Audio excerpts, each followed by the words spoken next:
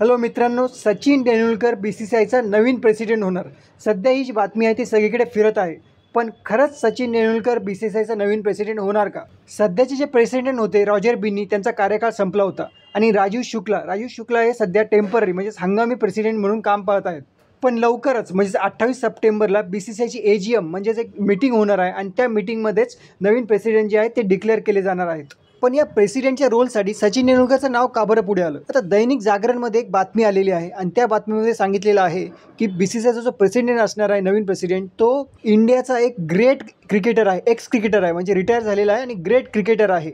आणि तो जो क्रिकेटर आहे तो इंग्लंडमध्ये जी इंडिया वर्सेस इंग्लंडची टेस्ट सिरीज झाली त्या टेस्ट सिरीजच्या वेळेस तो इंग्लंडमध्ये प्रेझेंट होता आणि त्याची राजीव शुक्लासोबत मीटिंगसुद्धा झाली होती. आणि योगायोगाने सचिन तेंडुलकरसुद्धा त्यावेळेस इंग्लंडमध्ये प्रेझेंट होता आणि सचिन तेंडुलकरची सुद्धा राजीव शुक्लासोबत मीटिंग झाली होती आणि याच्यामुळे सचिन तेंडुलकरचं नाव पुढे येत आहे. आता जेव्हा सचिन तेंडुलकरला आणि सचिन तेंडुलकरच्या टीमला हा प्रश्न विचारण्यात आला की सचिन तेंडुलकर पुढचे प्रेसिडेंट होतील का, तेव्हा सचिन तेंडुलकर आणि त्यांच्या टीमने यांनी नकार दिलेला आहे. त्यांचं म्हणणं आहे की सचिन तेंडुलकरचा असा कुठलाही विचार नाही BCCIचा नवीन प्रेसिडेंट होण्याचा. त्याच्यामुळे सध्याची ही जी बातमी येत आहे त्याच्यामध्ये कुठलंही तथ्य दिसत नाही.